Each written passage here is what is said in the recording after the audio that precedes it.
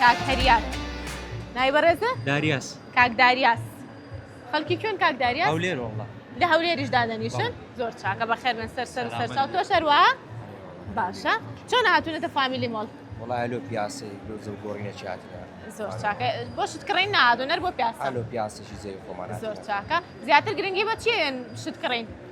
والله حەز هرجل لە چیە هەرجل جل. ئایبۆن عەتر بقران زياده تكون بس شيء سەعات عینەک بقران زول قشتان تكون بەمانگ بوونی بەکارنێنی بە مانگ بوون بەکار نایێن بۆ وڵای برێم چ بە قورآن کورە وڵا بەخۆمان بوون مەخۆش عیبمان ئای تەمەندرێژ بن سەلامەت ئینشەڵڵا بیە کاکە خۆ. گیا ماشەڵڵا ئێوە گەنج و جوانن ئەبێ عەتر بەکار بێنن جلی جوان لەبەرکەن سەعات عینەک ئەم تەمەنەکە ڕۆی تەواو هەموو شتێک لە تەمەنی خۆیان خۆشەوە ئارێ وڵا ئەگەر پارەش نەبوو جچی جوان لەبەرکەی هەر باشە پارەش نەبوو ئێستا مرۆ هەوا دیاری ساعی 100 دەفتەرینە بەس بارێکمان 25,000مان لەبەرچی نییە مهم دڵخۆش بێ پارە هەموو کاتێ خۆشی نایەنێتەوە شتا زانی وڵا ڕاز دەکەی بە مهم ئەو دڵە خۆش بێ ئارە ئیوا وەڵا. هەیە 100 دەفتەری لە ماڵێدانا و دڵی خۆش نییە لەشی ئارە ساغ وەڵا، نییە وەڵا ڕاستە. مادەم ئێوە لە شتان ساغە وەرە ئێرە کاکە گیان مادەم ئێوە لە شتان ساغە هاتوون پیاسەیە بکەن ئەوە هەموو دنیا ئێستا 1000 کەس بە ئاوا دەبێت بەس دێرەیە پیاسەیە بکە ناتوانێت وڵا ڕاز دەکەی وایە؟ لەبەر ئیشەیان دە کەسێ پێی ناکرێت وای دەڵێ ئەلحەمدولیلا دەی بۆ لە شتاغێ خوای بەزیاد باشە لە شتان ساغ بێ سەلامەت. شتێکی خۆشم پێشکەش ناکەی کاک داریاس بە قورآن هیچمان نییە بەسەراتێکی خۆش لەگەڵ ئەو برادەرەتە وڵای بەسەرا ئەوە برازامە برازاتە ئارە وەڵا. ئەی ماشەڵڵا تەمەندرێژ بن ئینشەڵڵا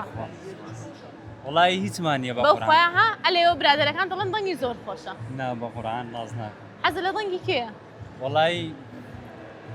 هیچی لە گۆران ڕناگرم ڕاستێکی والله ئارە وڵا ئەی گوێ لە چی ڕائەگری لە قورئان نا بە قورآن ئەگەر تەنبەڵم قورئانیش لەوەی. بزانی دەتوانی قورئانیشمان بۆ خوێنی نا وڵا ئەوە بڕێک باشترە ئەگەر لە شتیان پێشتر کاک هەریادیان شتێکمان پێشکەش قران کە زياده تكرين بس بخواي لە سوورەتێکمان بۆ بخوێنە بقران ئاەتێک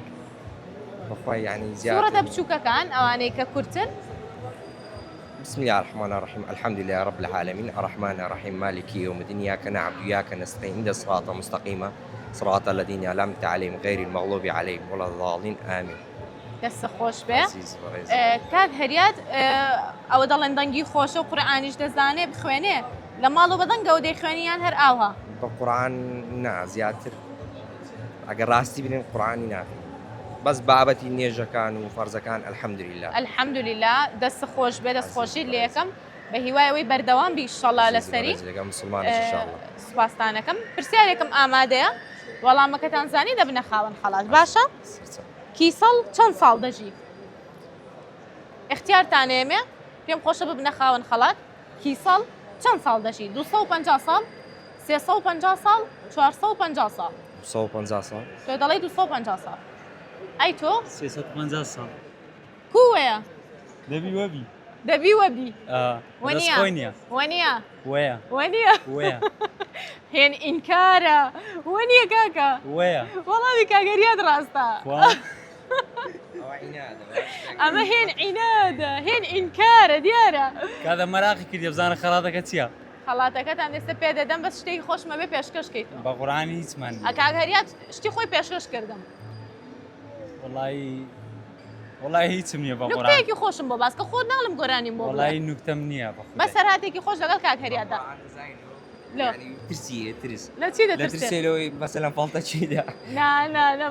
او زيادة لنا دكاني خلقان دي ناسي ده ترسي لوني نا جاخۆ ئەگەر غەڵەتێکیش بکەن ئێمە کەتێکین دوایی والله او زي وایە ناهێڵین نا وڵای غەڵەت دەتسێم غەڵەت بکەم نا خەڵەت ناکەی مەترسە وعد بە کەتێکین خودای وعد هەر غەڵەتێ بکەی کەتی دەکەین کەرتیکەتەوە بەسە زۆر چاکە دەستان خۆش بێ وەڵامەکە ڕاست بوو بوو نەخاوەن خەڵات ئەو خەڵاتی بەرنامەی مایکە سوورەکەی بۆ بەڕێستان خوش عاڵبن عزیز سپاس دەکەم بەو هیوای بەدڵتان بێ کاتێکی خۆش و خواتان لەگەڵ زۆر سپاس بۆ بەشداریتان